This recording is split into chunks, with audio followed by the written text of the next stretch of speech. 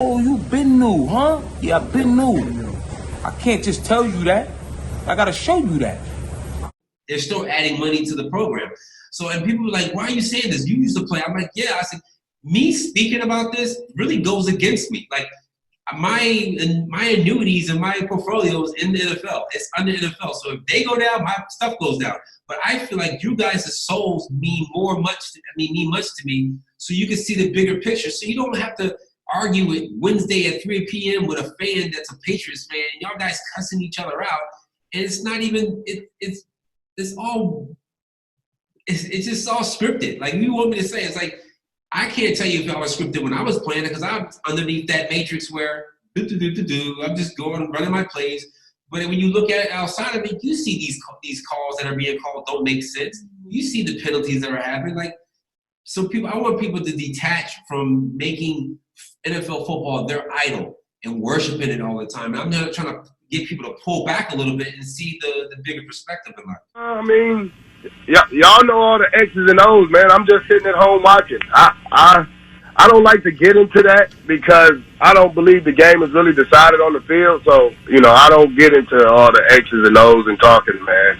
Like I said, I played in the game. I set a Super Bowl record, and we knew every play they was running before the game started. So, hey, who am I to say?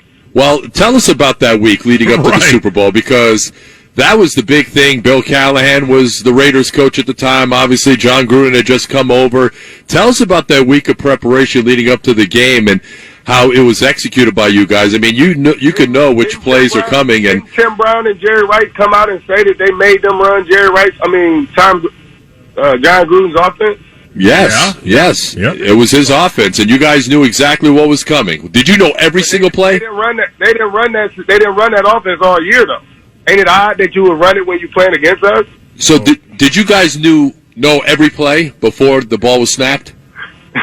I'm just saying, man, the game ain't decided on the field. That's all I'm going to say. So do you think the Bucs' original Super Bowl that you were a part of and won was illegitimate? I think everyone is. Come on, man. If you don't. So the reason you guys won the Super Bowl wasn't because of your outstanding defense. It was because that's the way it was predetermined. That's what you're. Well, I mean, if I. All right, so how do you see this game playing out? I guess you already told us, right? It's just depending on what Vegas wants it to be, right? And why is that? It's the Roman circus. What does the emperor do when the people become restive? And when the people are asking questions, and when the people don't like the policies of the emperor, he sends them to the circus. He creates a circus. He builds a giant coliseum. H.G. Wells talked about it too. He talked about arenas. He says arenas could be put up across the world for sports, for instance. Now at that time, sports was something that children, school children were into. Adults became adults and got onto adult things. So it was unimaginable at the time that people could actually believe that there's even a need for adult sports and entertainment, never mind having arenas built across the world. But he said we can do this, and voiced basically a sports culture for the males. Using a tribal system, we're all tribal to an extent. That's why we even bother to vote for a tribal leader. This is well understood. That's why we're supplied with these leaders.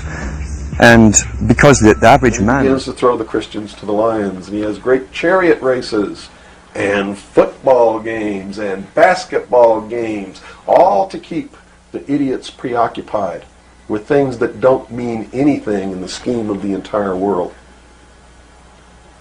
All to keep the idiots preoccupied with things that don't mean anything in the scheme of the entire world, so that they don't have the time to learn what the truth is, so they don't ever get smart enough to learn how they're being manipulated, so they don't ever question the emperor. That's why they pay a player on a football team or a baseball team $1 million or $2 million or $3 million a year. It is the Roman circus. I know men who don't know anything in the world except who plays third base for the Mets. And they think that's a great accomplishment. And they meet and pat each other on the back and bond and go have cocktails and talk about what this guy that plays third base for the Mets did in last night's game. Sad. We're all tribal to an extent. That's why we even bother to vote for a tribal leader. This is well understood. That's why we're supplied with these leaders.